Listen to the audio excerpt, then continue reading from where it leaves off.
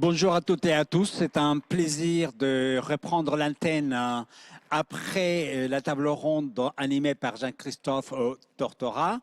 Et Carlos Moreno, directeur scientifique de la chaire Entrepreneuriat, Territoire, Innovation de l'Université Paris 1 Panthéon-Sorbonne, IAE de Paris.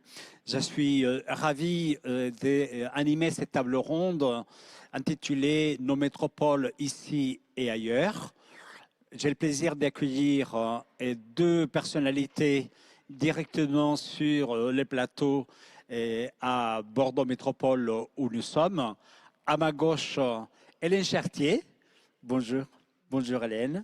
Hélène Chartier est en charge au C40, le réseau mondial des villes pour le climat, de la décarbonation et les projets liés au bas carbone pour nos villes. Et Jean Paoletti, directeur régional. Bonjour. Enedis Nouvelle-Aquitaine, grand acteur de la transition énergétique.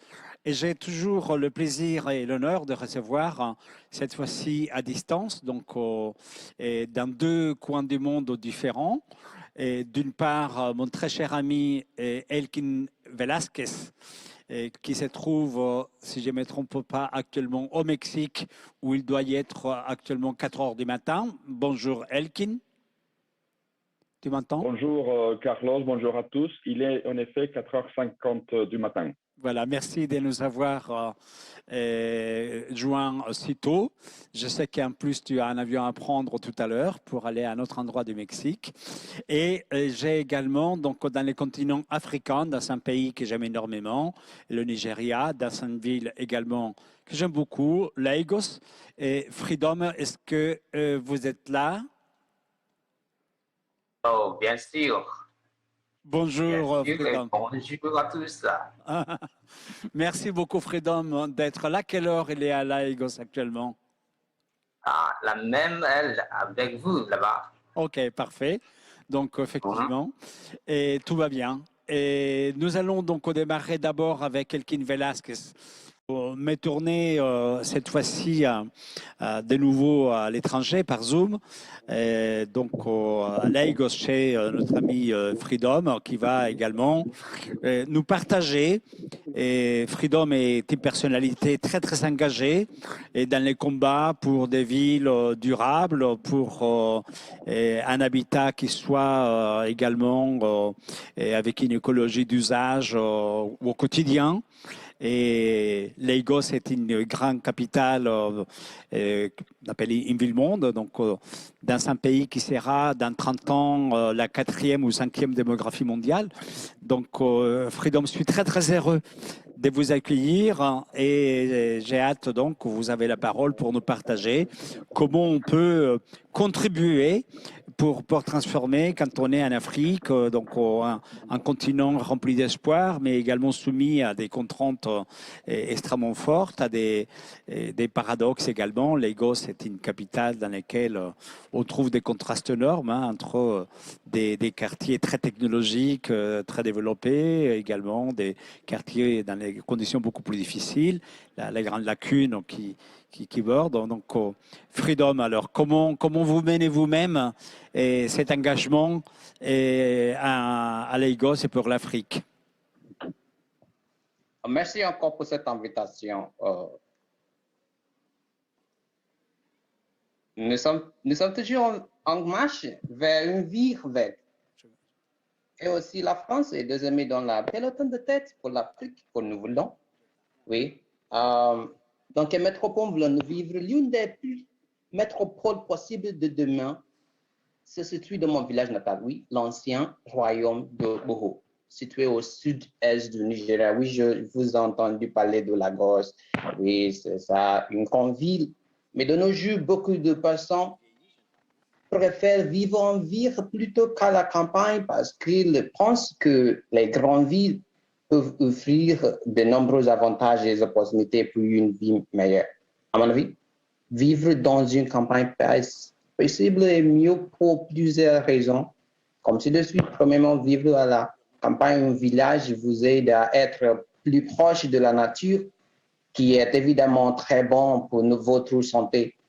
Les maisons à la campagne sont entourées d'arbres, de fleurs, ainsi de suite. Et elles sont ouvertes sur la nature, où vous pourrez respirer l'air frais et profiter d'une vie paisible. Tout le monde a bien conclu que l'Afrique ne contribue qu'une petite pourcentage sur le CO2. Oui, mais il y a plusieurs avantages à vivre dans les villages. Les villages ont un climat sain et agréable, ce qui permet aux gens de se sentir en bonne santé et de leur donner beaucoup d'énergie. De plus, la nourriture des populations rurales est plus naturelle et plus saine. Vivre dans une bonne condition conduit à la santé physique et mentale.